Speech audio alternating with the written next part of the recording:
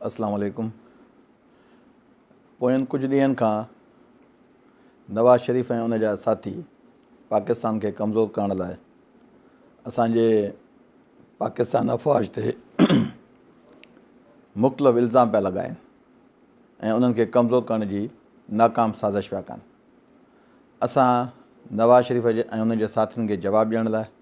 ऐं पंहिंजे पाकिस्तान अफ़वाज सां यकजहती ऐं उनखे सलाम पेश करण लाइ 2 नवंबर सूमर जे ॾींहं ते लाड़काणे डिस्ट्रिक्ट जी PTI बॉडी ऐं असां सभु दोस्तनि जे पारां